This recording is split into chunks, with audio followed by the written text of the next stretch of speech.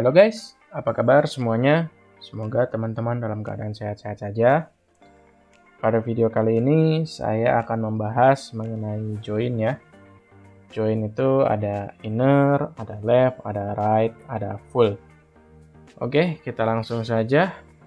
Di sini saya sudah menyiapkan satu tabel baru ya, namanya TR Sales Header. Oke, dan ada lagi tabel kita, tabel master kita seperti biasa ini ya, customer. Oke, sebelumnya kita cerita dulu ya. Nah, biasanya untuk kejadian di realnya itu kita ada tabel transaksi nih. Ada tabel transaksi di mana tabel ini menyimpan hanya customer ID-nya saja. Misalkan ya, transaksi sales hanya menyimpan customer ID saja seperti ini. Lalu kita membutuhkan nama customer-nya nih.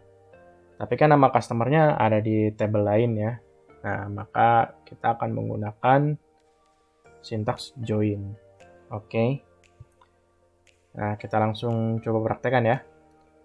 Kita mulai dari inner join terlebih dahulu. Nanti saya akan beritahu perbedaannya apa saja. Oke. Oh iya, tabel juga bisa diberi alias ya. Misalkan S tabel A misalkan atau apa. Dan ini seperti biasa S ini untuk mempersingkat kita buang aja. Bisa aja kok. Misalkan ini saya sebut tabel kiri aja ya, biar enak nanti nyebutinnya. Jadi saya aliaskan transaksi sales header ini sebagai tabel kiri. Oke, kita akan join untuk mengambil nama dari customer ini. Kita akan join ke MS customer. MS customer ini saya beri alias tabel kanan ya. Nah, sehabis perintah ini, oke, ini diikuti dengan perintah on. Ini on ini adalah kondisi untuk tabel kiri ini. Kondisinya apa nih? Fieldnya yang mau di join nih, customer ID sama dengan tabel kanannya apa? Tabel kanannya misalkan kan ID ya. Kita akan menjodohkan si customer ID yang di sini dengan ID si MS customer ini. Oke, kita coba langsung praktekkan ya sintaksnya. Nah, hasilnya seperti ini ya. Hasilnya jadi 3 row nih.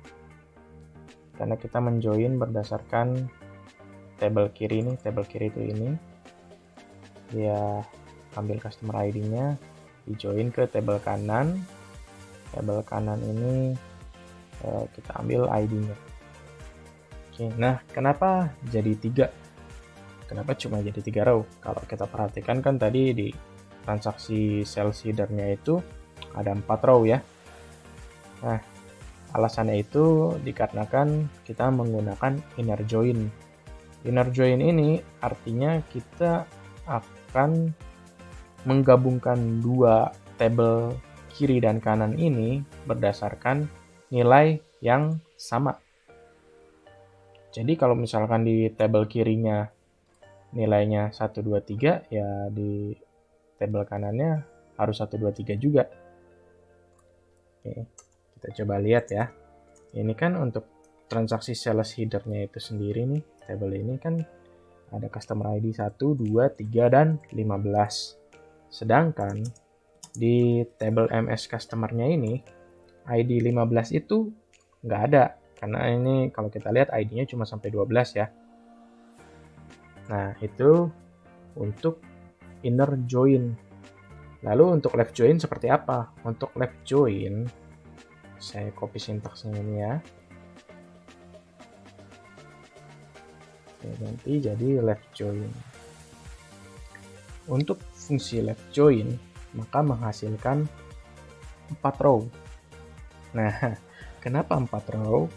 Karena left join ini artinya kita translate ya, left itu kan kiri.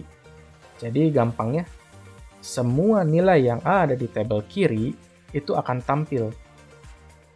Semua row yang ada di tabel kiri itu akan tampil. Nah, terus nilai yang di tabel kanannya seperti apa? Nilai yang di tabel kanannya semuanya 0. Karena tidak ketemu di tabel kanannya.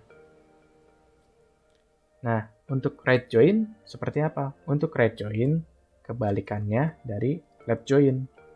Segala yang ada di tabel kanan akan ditampilkan. Oke, jadi ini harusnya ada 12 row ya kalau kita execute. Nah, 12 row seperti ini ya. 12 row untuk nilai-nilai di tabel kirinya ini. Ini kan tabel kirinya sampai isPath ini ya batasnya. Untuk yang di tabel kirinya ini 0 semua nih, karena nggak ketemu ya. Karena nggak ketemu nih ID 4, 5, sampai 12 ini nggak ketemu di transaksi sales header. Nah, satu lagi yaitu full join. Nah, kalau full join itu kita